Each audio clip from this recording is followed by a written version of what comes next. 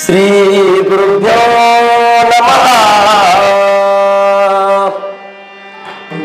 श्री गुरु बसवलिंगाय नमः।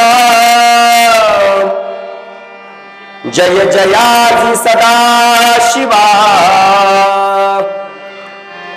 परब्रह्मात्मयानंदमय भवा। नमो तुझ देवाधिदेवा परमेश्वरा जगद्गुरु। आता नमुची शक्ती जी जगन्माता पार्वती। अज्ञजना उत्तम गती जीची अनुग्रहे। स्फूर्ती उन्मेष देऊनी स्वयंवाचे चिवाचा होनी। प्रेमरस अक्षर गोळी वाचनी वदवी स्वामिया। श्री सद्गुरु कृपे करुण आधी नमो शिवगला। जे का अमर सर्वाहुना तयास प्रेमी शरणमी। बसवं प्रणवाकारं बसवं शरणागत रक्षक वर्णोलम। बसवं जन्म कुठारं श्री गुरु बसवं नमामि। श्री गुरु बसवं नमामि। चैतन्यं शाश्वतं शान्तं व्योमातीतं निरञ्जनं नादबिन्दु कलातीतं तस्मै श्री गुरुवे नमः। तस्मै श्री गुरुवे नमः।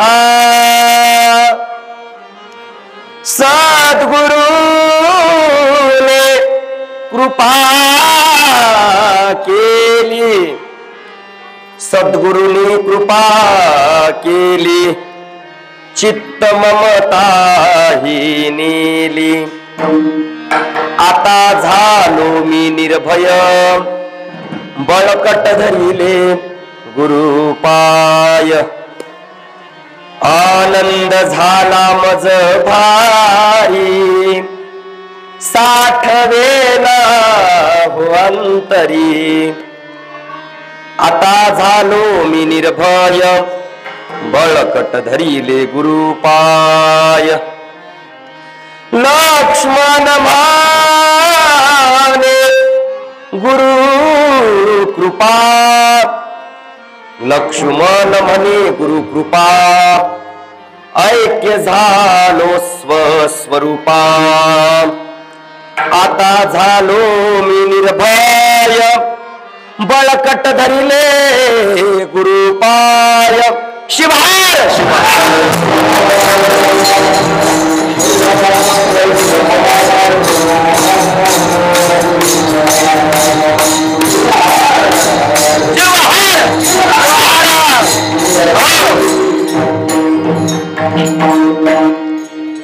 अनंत कोटी ब्रह्मांडाचा नायक शाश्वत वैभवाचा स्वामी या भारतीय संस्कृतीचा मूल पुरुष आदि भगवान शिवाच्या भगवंताच्या दिव्य चरणावरती अनंत कोटी प्रणिपात करून 12व्या शतकातील महान क्रांतिकारी संत धर्मपिता विश्वगुरु महात्मा बसवण्णा ज्यांनी या भारतीय व्यवस्थेला, समाजाला, तुम्हा आम्हाला खरा देव कोण दिला, धर्म कोण दिला, जीवनाच्या मोक्षाचा मार्ग दाखवला, मानवतेचा मार्ग, बंधुतेचा मार्ग, समतेचा मार्ग दाखवला, तुम्ही आम्ही एक आहोत ही हाक दिली.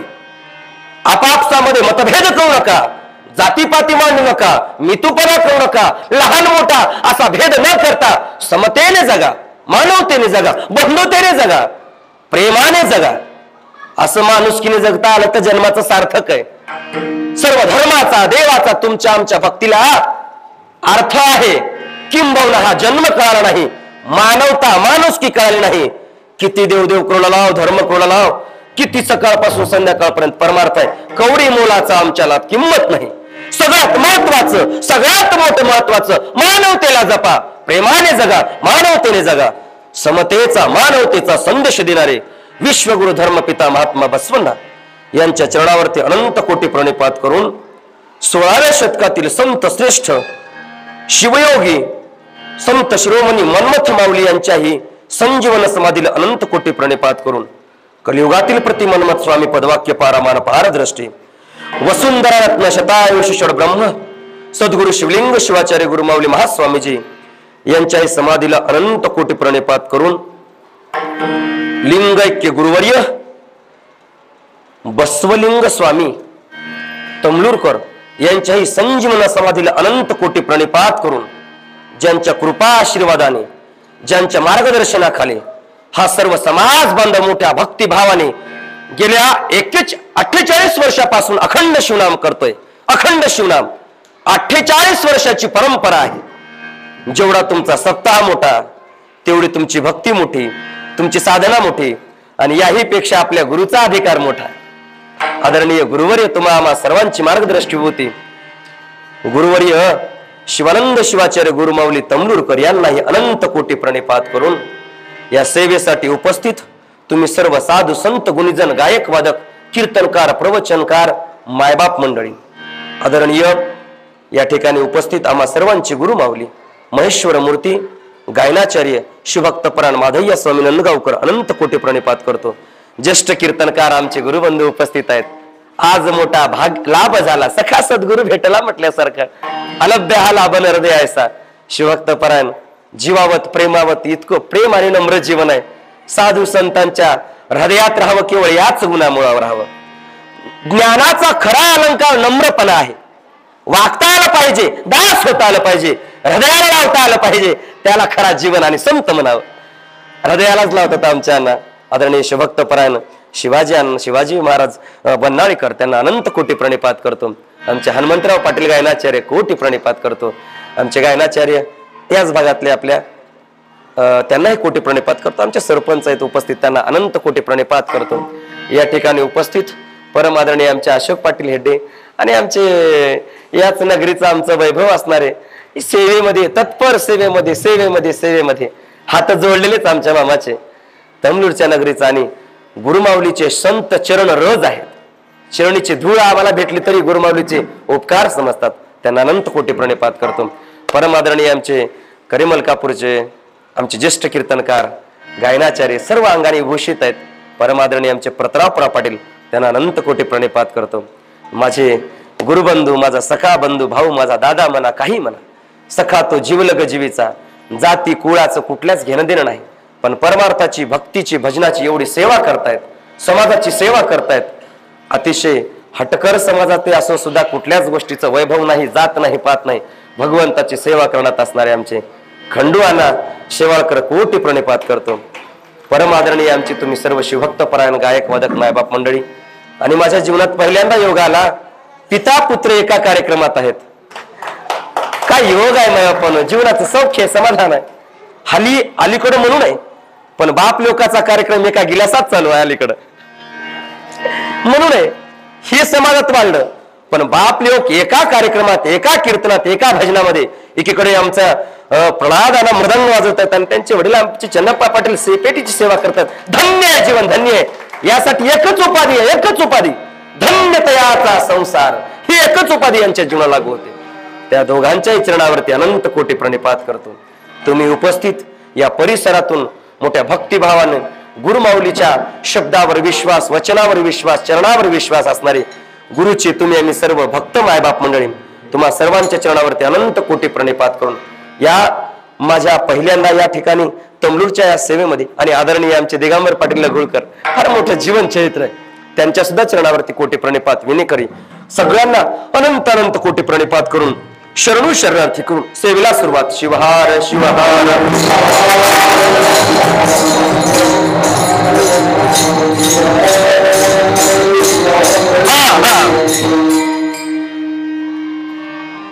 तुम्हा सर्व सज्जनाच्या सेवेसाठी निवडलेला अभंग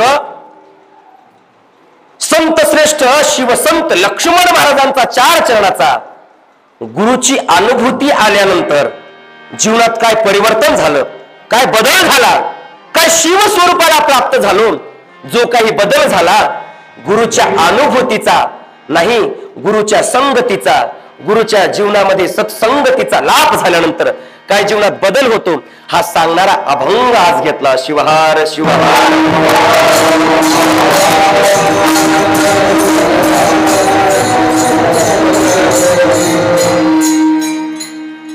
खर तर एवढ्या मोठ्या पीठावर एवढ्या मोठ्या अधिकारी माणसापुढे कीर्तन करणं हा माझा अधिकार नाहीये मायबापांना. आदरणीय आमचे तेजराव पाटील मलकापूरकर यांनी सेवा आमच्याकडे पाठवली. गुरुमाऊलीच्या दरबारात गुरुमाऊलीच्या चरणामध्ये अनेक दिवसापासून खूप दिवसापासून वाटत होतं कधी सेवा मिळेल, कधी सेवा मिळेल, कधी सेवा मिळेल. आणि त्या सेवेचा दिवस आज उजाळला. केवळ आज दिवस उजाळला नाही, आज दिन सोनियाचा.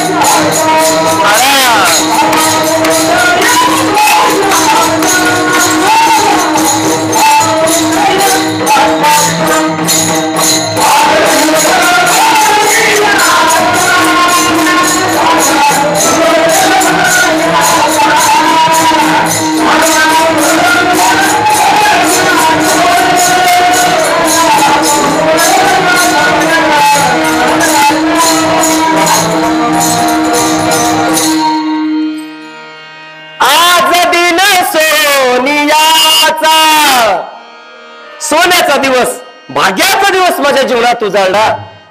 अनेक वर्षापासूनची तळमळ होती, इच्छा होती कधीतरी सद्गुरुनाथाच्या चरणात सेवा मिळावी, गुरुमाऊलीच्या मठात सेवा मिळावी, तुम्हा सर्व सज्जनाची सेवा मिळाली. आणि तो दिवस मागील 20 वर्षापासून आज आला.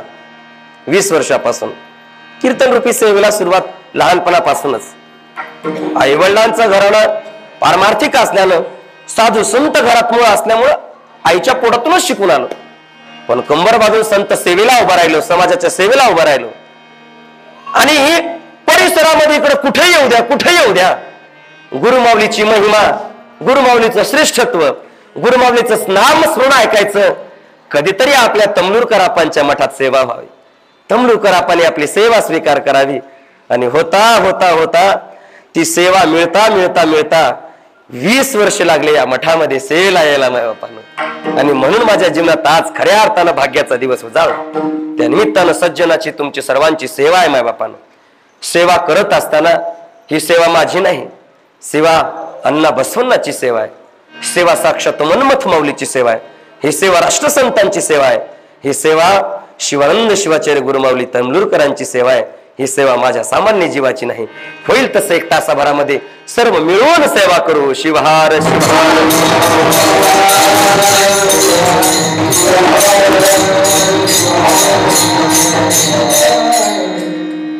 हल्ली कलियुगामध्ये परमार्थ खूप वाढला, देवदेव खूप वाढलं, भक्ती भजन पूजा भरपूर वाढली.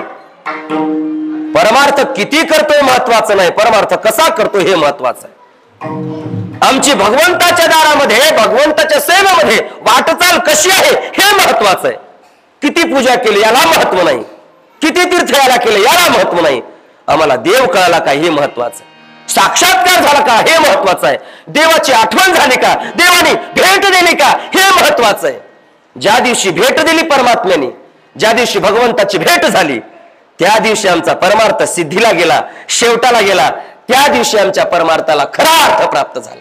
काहीतरी करतोय करतोय करतोय, जीवनात ऐक्यत्व असलं पाहिजे, साध्य असलं पाहिजे, नाही जीवनात ध्येय असलं पाहिजे. ध्येय नसेल, साध्य नसेल, कुठल्या तरी आमच्या जीवनामध्ये मिळणारा आमच्या साध्य नसेल ना, जीवनाला अर्थ नाहीये. आम्ही करत असलेली वाटचाल चुकीची चुकीची चुकीची. साध्य कळालं, आम्हाला ध्येय जर ठरवलं तर त्या ध्येयानं मार्गाक्रमण करत निघालो तर जीवनात ध्येयाची प्राप्ती होते. काय या जीवनाचं ध्येय? मग आम्हाला आम्ही आठवण असली पाहिजे, आम्ही जे करतोय ते खरं आहे का? जे जीवन जगतोय, जो संसार जगतोय हाच खरा आहे का? माझ्या जीवनामध्ये जो संसार चालू आहे हे सर्व खरं आहे का? आणि मी जे करतोय हेच सत्य आहे का? याची जाणीव आपल्याला झाली पाहिजे. डोळे विसरून, डोळे झाकून जर करतोय, मार्गक्रमण करतोय, कुठं जायचं हेच माहित नाही, जीवनाचा प्रवास कुठं जाईल मग कळणार आहे का? नाही. ऐक्यत्व असलं पाहिजे, आमच्या जीवनात साध्य असलं पाहिजे. आणि ज्या दिवशी ऐक्यत्व कळालं, साध्य कळालं, मग आमच्या जीवनाची खरी वाटचाल चालू होते. शिवहार.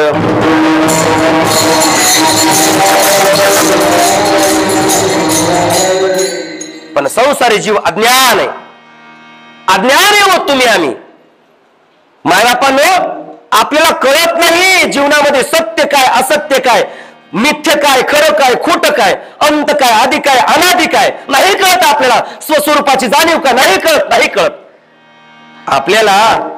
सगळ्यांना अज्ञानाची दृष्टी आहे, अज्ञानाची दृष्टी. आणि या चर्मदृष्टीला, या अज्ञानाच्या दृष्टीला चर्मदृष्टी म्हणतात. चर्मदृष्टी. आपण ज्या डोळ्याने संसार बघतो, जे जग बघतो, जे युग बघतो, हे सर्व मिथ्य आहे, मिथ्य आहे, मिथ्य आहे. पण दुःख काय? माणसाचा अज्ञान हा सगळ्यात मोठा शत्रू आहे. माणसाचा शत्रू बाहेर नाहीये, माणसाचा शत्रू भावकी नाहीये, माणसाचा शत्रू गावकी नाहीये, माणसाचा शत्रू भाऊ नाहीये, माणसाचा शत्रू जग नाहीये, माणसाचा शत्रू स्वतःच अज्ञान आहे, अज्ञान आहे. आणि जोपर्यंत अज्ञान आहे तोपर्यंत डोळ्यावर अज्ञानाचा चष्मा झाला की जग आम्हाला तसंच दिसतं. आपल्या सर्वांच्या डोळ्यावर चष्मा अज्ञानाचा, भ्रांतीचा, ममत्वाचा, विषयाचा, संसारिक मोहाचा आहे. दिसणारं जग हे मिथ्य आहे, पण हे खरं वाटतं. कशामुळं? अज्ञानामुळं, अज्ञानामुळं, अज्ञानामुळं. आणि ज्या दिवशी हा भ्रांतीचा पडदा निघाला, ज्या दिवशी आम्ही अज्ञानाचा टोप किंवा अज्ञानाचा चष्मा टाकून दिला, त्या दिवशी आम्हाला खऱ्या ज्ञानाची, खऱ्या स्वरूपाची, खऱ्या जीवनाची ओळख होते. मग ह्या खऱ्या जीवनाची ओळख कोण करून देतं? आमच्या जीवनामध्ये तो गुरु महत्वाचा आहे. ज्या दिवशी आम्हाला हे मिथ्य वाटायला लागलं, हे खोटं वाटायला लागलं, आणि ज्याच्यासाठी जन्माला आलो तो माझा परमात्मा, तो परशिव, तो माझा आत्मस्वरूपाची जाणीव करणं हेच या जीवनाचं ध्येय कळालं, त्या दिवशी खऱ्या जीवनाला वाटचाल चालू झाली. या जीवनाला अर्थ प्राप्त झाला. परमार्थाला, भक्तीला, गुरुच्या सेवेला खरा अर्थ प्राप्त झाला. आणि तो जर कुणामुळे होत असेल त्यासाठी एकच आहे या जगामध्ये, दुसरं साधनच नाही. साधन फक्त गुरुची कृपा आहे. ज्या दिवशी गुरुची कृपा होईल सगळं संसार मिथ्या वाटतो, सगळं माझं नाही वाटतं, संसारातला मोह माया संपतो आणि प्राप्त काय होतं अभंगाच्या पहिल्या चरणात.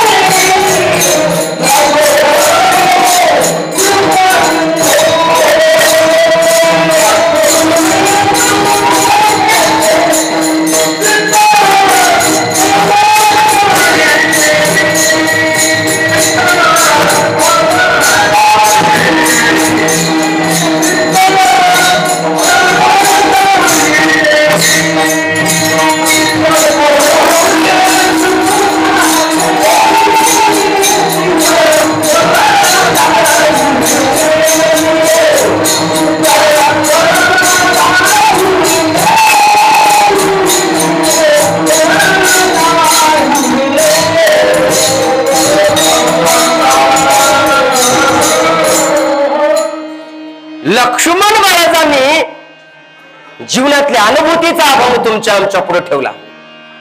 संतांनी जे अभंग लिहिले कवित्व म्हणून लिहिले नाही.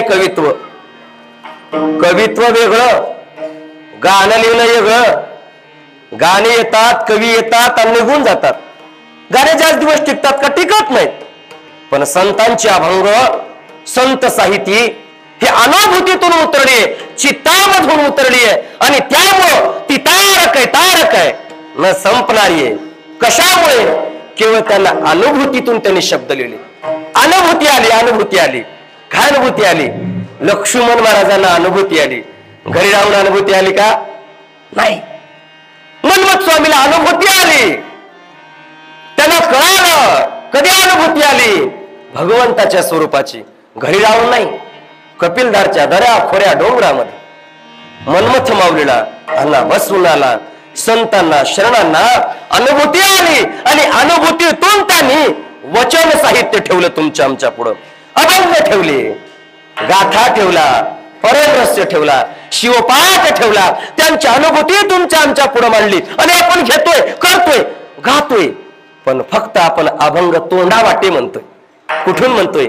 इथूनच म्हणतोय, मुखातूनच म्हणतोय, हृदयातून म्हणत नाही, पोटातून म्हणत नाही. ज्या दिवशी आम्ही अभंग पोटातून म्हणायला लागू, हृदयातून म्हणायला लागू, स्पर्श करून गेले हृदयाला, ते शब्द आपल्या अनुभूतीतून बाहेर पडतात. वाटत नाहीत मग ते संतांचे शब्द आहेत. वाटत नाही मन्मथ माऊलीचा अभंग आहे. वाटत नाही लक्ष्मण महाराजांचा अभंग माझ्या जीवनाशी निगडता आहे. वाटतो माझ्या जीवनाशी. खरं सांगा, जो लक्ष्मण महाराजांच्या मुखातून अनुभवातून गेला अभंग, काय म्हणले लक्ष्मण महाराज? आता काय म्हणले लक्ष्मण महाराज? म्हणतात सद्गुरूने कृपा केली माझ्या जीवनामध्ये. काय जीवन त्यांना अर्थप्राप्त झाला असेल. किती मुखातून सुंदर शब्द गेला. सद्गुरूने कृपा केली. काय कृपा केली? काय कृपा केली? थोडस तुम्हाला क्लिक करतो आता या ठिकाणी. तुम्ही आम्ही संतांच्या चरणात येतो, गुरुच्या चरणात येतो. आपण कृपेसाठी येत नाही, आशीर्वादासाठी येतो आणि आशीर्वाद घेऊन जातो. आशीर्वादामध्ये आणि कृपेमध्ये फरक आहे. संत आशीर्वाद घेत नाहीत, योगी आशीर्वाद घेत नाहीत. ज्ञानी माणसं कृपा घेतात. कृपा. आम्हाला जर विचारलं तुम्हाला काय पाहिजे, मला आशीर्वाद द्या, आपण काय म्हणतो? गुरुदेवा मला आशीर्वाद द्या, गुरुदेवा मला आशीर्वाद द्या. खरं सांगा, गुरुमाऊलीच्या चरणात आलात, पाया पडलात आणि गुरुमाऊली माझ्यावर कृपा करा कधी म्हणलो का? म्हणलोच नाही. आशीर्वाद द्या. आशीर्वादात होतंय काय? आशीर्वादामध्ये भुक्ती हे साधन मिळतं. भुक्ती म्हणजे काय? अन्न धन संसार सुख, जे जे संसारातल्या ज्या ज्या गोष्टीची उपलब्धता आहे, ज्यामुळे तुम्ही आम्ही धडपड करतो, पैशासाठी, संपत्तीसाठी, धनद्रव्यासाठी, ऐश्वर्यासाठी, सत्तेसाठी, हे सर्व मिळतं. कशामुळं? आशीर्वादामुळं.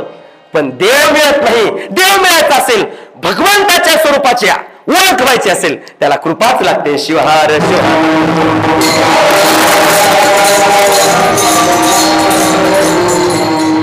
आणि आपलं दुःख काय? आपलं दुःख काय?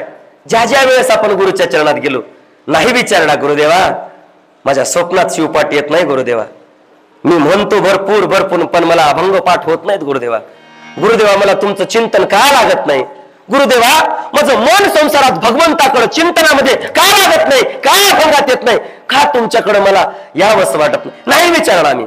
लिंगाची पूजा काय, भगवंता कसं ऐक्यत्र रूप करावं, काय योग साधन आहे, काय भस्म आहे, काय रुद्राक्ष माळीचं नाही विचारलो. आम्ही आलो गुरुच्या चरणात. काय म्हणतो गुरुला आल्यावर?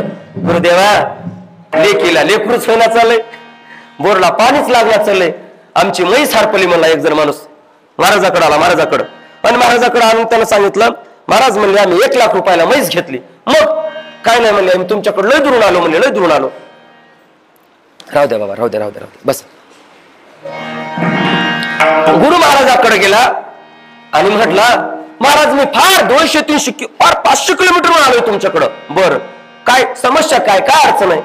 नाही म्हणले महाराज, आणि काल परवाच आम्ही 1 लाख रुपयाची म्हैस घेतली, मग निघून गेली म्हणले. मग कुठं आहेत सजरासं काढून देता का म्हणले, पत्ता काढून देता का, लोकेशन देता का म्हणले, म्हशीचं लोकेशन.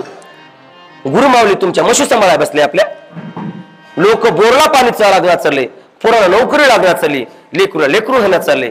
आम्ही गुरुच्या चरणामध्ये आशीर्वादासाठी येतो, आशीर्वादासाठी.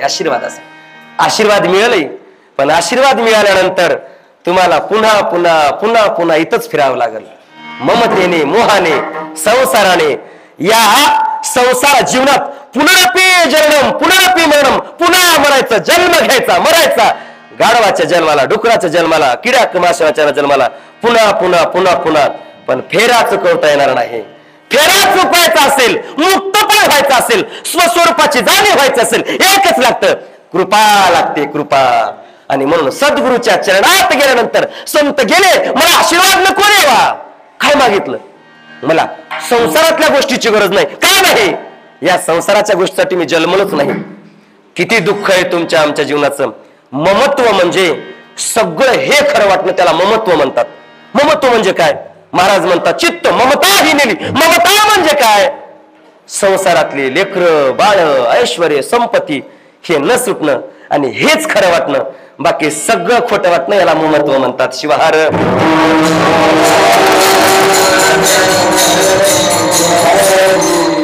इतक्यातच उदाहरण घ्या, इतक्यातच उदाहरण. किती लोक आलो आपल्या गुरुमाऊलीच्या चरणामध्ये, सप्त्याला, भजनाला, कीर्तनाला. ज्यांना हे कळालं त्यांच्या जीवनात कृपा झाली, आणि ज्यांना कळालं नाही त्यांच्या जीवनात ममत्व आहे. ममत्व आल्यानंतर कळणारच नाही.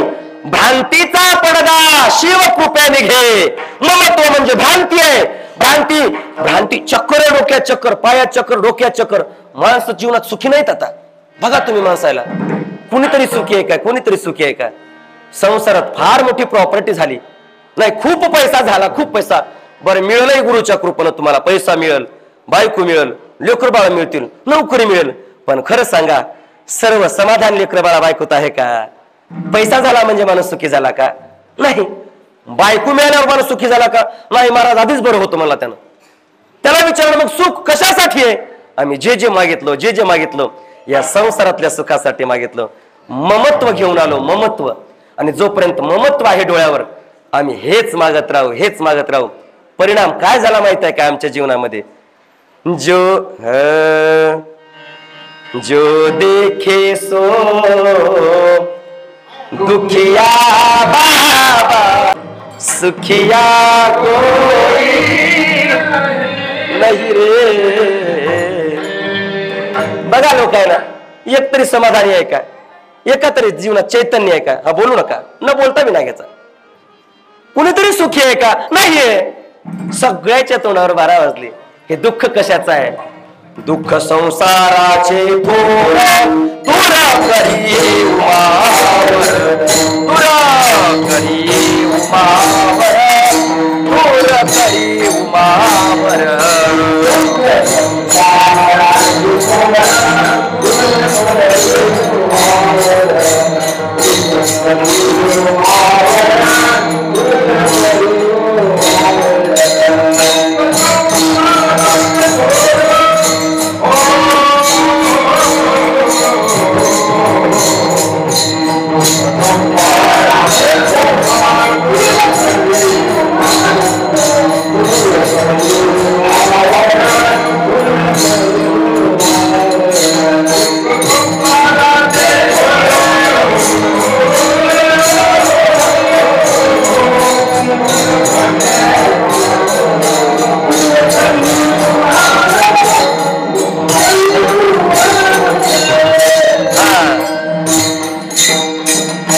आणि या संसाराचं दुःख इतकं मोठं आहे, अपमान होऊ द्या, टाकून देऊ द्या, घरच्या लोकांनी तुम्हाला किती टाकून देऊ द्या, किती अपमान करू द्या, सोडा वाटतो का? ममत्व तरी नको वाटतं. बायको संग भांडण होतंय, भांडण होत नाही असं नाही, भांडण झालं की निघून जाते. नाही, मला आता तुझं तोंडच बघणं नको मला. ममत्व कसं आहे बघा. नकोच मला संसार, कुठलाच नको मला हे.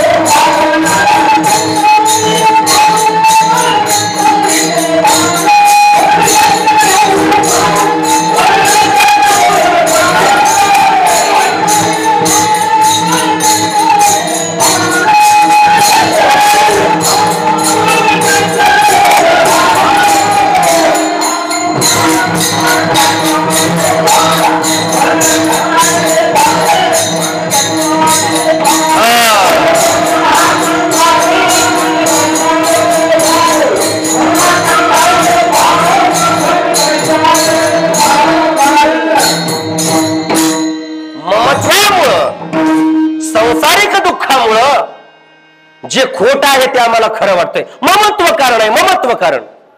संसारामध्ये किती अपमान होऊ द्या, किती टाकून द्या, म्हाताऱ्याचं भान गेलं, म्हातारा कुठे थुकू राहिलं, म्हातारा आता नीट राहिलं नाही, घराबाहेर काढू द्या तरी माझं नातू किती गोड बोलालंय म्हणते. नाताशिवाय जीव निघते का बाहेर? नाही निघणार. पुरातून जीव निघता नाही निघणार. टाकून देऊ द्या, नको वाटतच नाही. ममत्व, ममत्व. बायकोचं भांडणं झाले आणि भांडणं झाली की नकोच म्हणला, कुठनच नको म्हणला. रोज उठलं की भांडणं, रोज उठलं की भांडणं. आता येईच ना म्हणलं, जातो मला आता महाराजाच्या मठामध्ये. आलं महाराजाच्या मठामध्ये. महाराज म्हणले बरं झालं आले ते. किती दिवसापासून पाटील तुम्ही या या या या म्हणलो म्हणले. तुम्ही काय सप्त्याला ये ना, तुम्ही काय महाराजाकडे ना, आज कस काय आले म्हणले मठामध्ये. महाराजाने विचारलं. नाही म्हणला महाराज, काय नाही म्हणला, हे सगळं सगळं मिथ्ये, खोटं आहे म्हणला, खोटं. अबा बाबा एवढी कस काय? नाही म्हणला आता बस झाला म्हणला संसार. हो पुरे पुरे हा संसार मन कंटा, बस म्हणला, बस म्हणला. मग गुरुमावली म्हणले मग आता काय करायचं? काय नाही म्हणले, आता तुमचे चरण सोडून जायचं नाही म्हणले महाराज. आता फक्त तुमच्या चरणाजवळ राहायचं, तुमची सेवा करायची, तुमची सेवा करायची. महाराज म्हणले अडचण नाही. राहिला आता. सकाळ झाली, दुपार आली, दुपार झाली की संध्याकाळ झाली, संध्याकाळ झाली की निघाली की तळमळ तळमळ तळमळ, या अडंगावर त्या अडंगावर, जाग्यावर जीवच लागणार. महाराज म्हणले काय झालं? आणि काय नाही म्हणला महाराज, बायको सगळं भांडणं केलं पण सती म्हशी उपाशी आता म्हणला, म्हशी उपाशी आता. आणि महाराज म्हणले मग कसं? काय नाही म्हणला, बायकोचं काय नाही पण म्हशीकडे बघावं लागतंय हो म्हणला. चना कोण काढावं, हरभरा कोण काढावं म्हणला. काय नाही महाराज म्हणला, उद्या येतो म्हणला, येऊ बघूत म्हणला. कळत गेलं निघून. अनेक महाराज वाट बघलेला आहे, 50 वर्ष झाले अजून काय यायला तयार नाही फादर. आणखी संसाराच्या ममत्वामुळं जे खोट आहे तेच खरं वाटायला लागतं. ममत्व काय एका दृष्टांतात सांगतो तुम्हाला. ममत्व काय आणि सद्गुरूची कृपा काय हे तुम्हाला कळून जाईल. एका मित्रानं त्याच्या मित्राला घरी जेवायला बोलवलं. म्हणले मित्र महोदय आमच्या घरी तुम्ही जेवायला या, प्रसाद घ्यायला या, काही अडचण नाही म्हणले. आणि प्रसाद घ्यायला आल्यानंतर या म्हटल्यानंतर दिवस ठरला, वेळ ठरला. त्या दिवशी ज्या मित्राला निमंत्रण दिलं होतं तो मित्र ज्याच्या निमंत्रण आलं होतं त्या मित्राकडे घरी जेवायला गेला.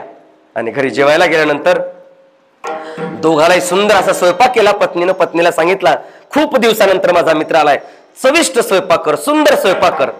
पत्नीने असा छान स्वयंपाक केला, असा छान स्वयंपाक केला.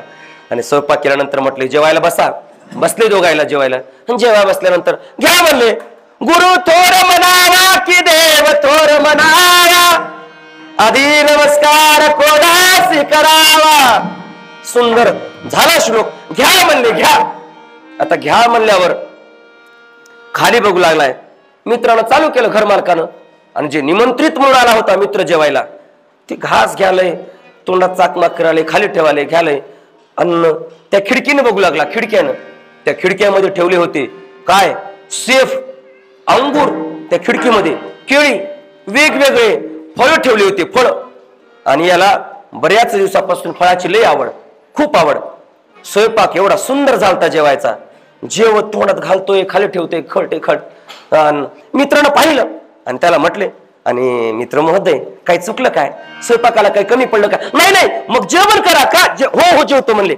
मित्राचं जेवण होत आलं, याची अर्धी चपाती सरली नाही. आणि तरी विचारलं पुन्हा काय झालं, तुम्हाला जेवण का गोड लागत नाही? जेवण का गोड लागत? जेवण. त्यावेळेस त्यानं हात जोडले. मित्रांना सांगितलं तुला मला खरंच जेवू घालायचं असेल, तुला खरंच वाटत असेल मला तृप्त करावं तर मला हे जेवण नको म्हणले, वरण भात मला रोज मिळते. मग तुझ्या खिडकीत जे ठेवलेत ना ते मला तिथले केळी आणून दे, मोसंबी आणून दे, ते अननस आणून दे, तिथे ठेवलेले ते फणस आणून दे, हे सगळे फळ मला आणून दे. मित्र म्हणला अरे वेड्या काही नाही म्हणले, उगा जेवण कर म्हणले. ते काही खरं जेवण म्हणले. नाही नाही नाही म्हणला, तुला द्यायचंच खरंच मला पोट भरून घालायचं असेल, मला तृप्त करायचं असेल, मला त्या खिडकीतले फळ दे म्हणले, फळ दे. मित्र म्हणला नको रे, जेवण कर, जेवण खरंय, ऐक माझं. नाही तुला जेवूच घालायचं असेल तर शेवटी सांगतो ते फळ दे, खिडकीतले काढून दे. शेवटी त्यानं शोकेस बाजूला केलं आणि बाजूला करून सांगितलं अरे वेड्या हे सगळे दिसायला फळ आहेत म्हणला. फणस, अननस, मोसंबी, संत्री, केळी, सेब हे दिसायला फळासारखे दिसतायत पण असायला मध्ये शेण आहे, शेणापासून तयार केलंय म्हणले. खातो का शेण? घे म्हणले, दिले त्याच्या पोटवले. आणि आता फोडून बघू लागला, मध्ये शेण, मध्ये शेण. नाही गड्या म्हणला, सगळं खोटं आहे म्हणला, फेकून दिला. आणि आता जेवायला लागला. ज्या दिवशी कळालं, ज्यावेळी कळालं हे खोट आहे, हे शेण आहे, हे माती आहे, सोबत येणार नाही, तृप्त करणार एकच आहे, ते काय? सद्गुरुनाथाचं भजन. त्या दिवशी कृपा झाली. संत काय करतात, गुरु काय करतात? जे खोट आहे ते खोटच दाखवतात, जे खरं आहे त्याची ओळख करून घेतात. मग या जगामध्ये एकच खरा आहे, तो परमात्मा खरा आहे. ज्याच्यापासून आलोय ना तो भगवंत खरा आहे. ज्यांनी जन्म दिला ते मायबाप, ते ऐश्वर्य, हे सगळं बाकी इथंच ठेवून जावं लागणार आहे. येतं काय येतं? हृदयावरचा इष्टलिंग आणि आमचा परमात्मा सोबत येतो. याची जाणीव ज्या दिवशी कळाली त्या दिवशी सद्गुरुनाथाची कृपा झाली. आणि हा अनुभव लक्ष्मण महाराजांना आला आणि आल्याबरोबर कळलं मिथ्य म्हणले. एका क्षणामध्ये सगळं सोडलं, घर दार लेकर बाळ पती पत्नी, आणि थेट निघाले गुरुच्या चरणात. आणि गुरुच्या चरणात आल्याबरोबर गुरुची कृपा झाली. कृपा झाल्याबरोबर ममत्व गेलं, विषय गेले. आणि उरलं काय? महाराज म्हणले आता काय भीती आहे का? आता ममत्व गेलं, विषय गेले, माझा मीपणा गेला. माझ्या एवढा सुखी कोण? अभंगाच्या दुसऱ्या चरणात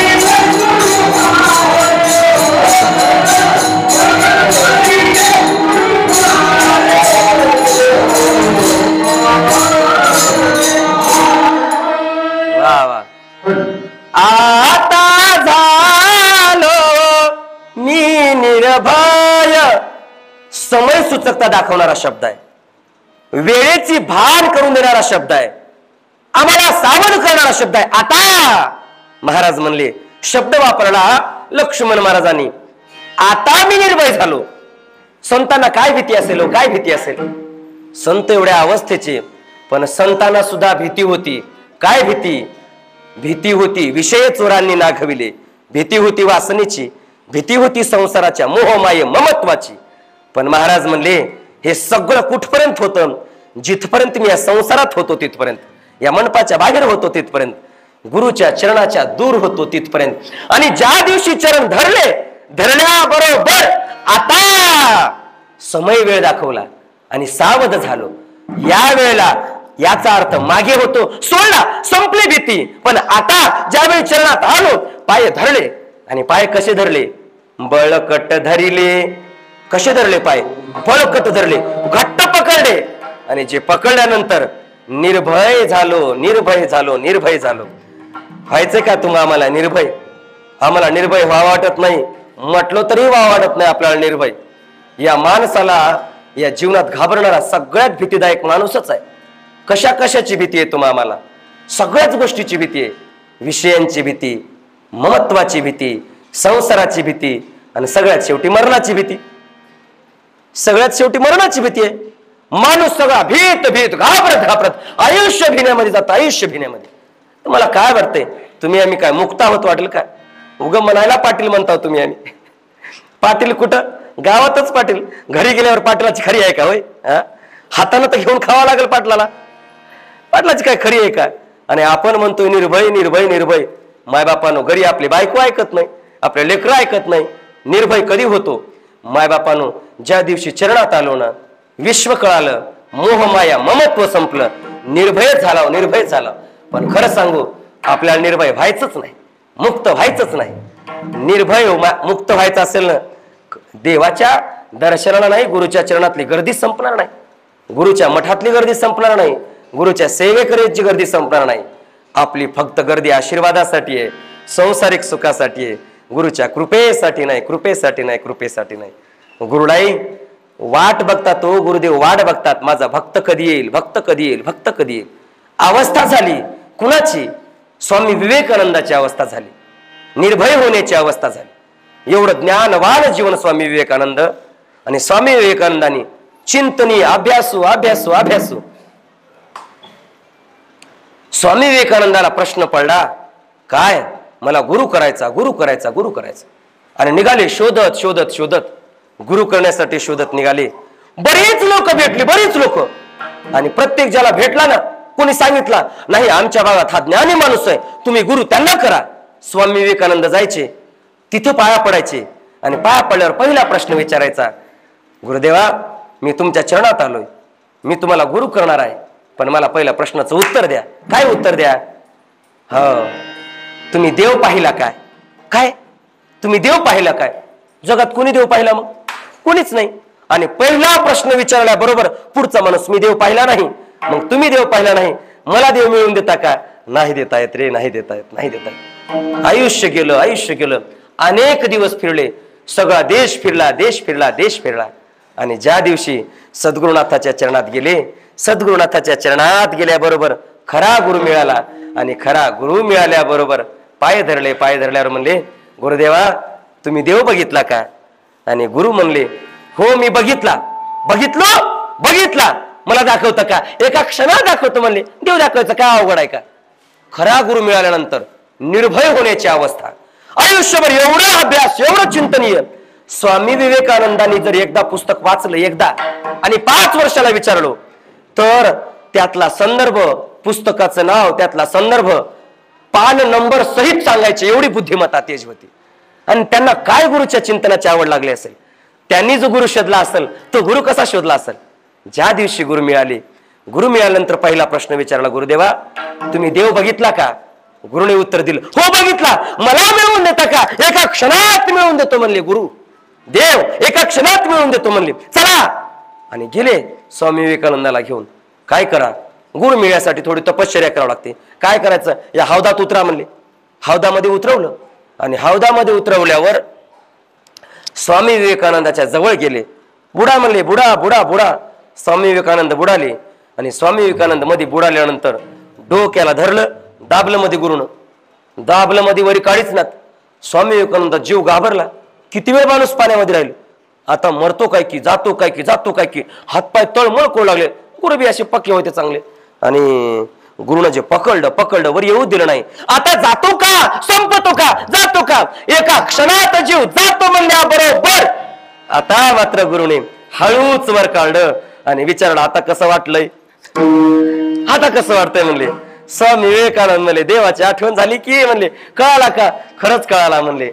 श्वास घेण्यापासून 1, 5, 10, 5 मिनिटांमध्ये जर श्वास रोखला तर किती अवघड झालं, किती अवघड झालं. हे सगळं आहे ना केवळ त्याच्या चिंतनामुळे त्याच्यामुळे 5 मिनिटं श्वास दाबून धरला तर मरतो वाटलं म्हणले तर अख्खं आयुष्य त्यानं दिलं. त्याचं अस्तित्व कुठे आहे? चराचरात त्याचं अस्तित्व आहे. पाना फुलात शंकर जळी स्थळी काष्टी भरला. अरे देवच विश्वास भरून उरला. तुला नेमका म्हणून दाखवू कुठं?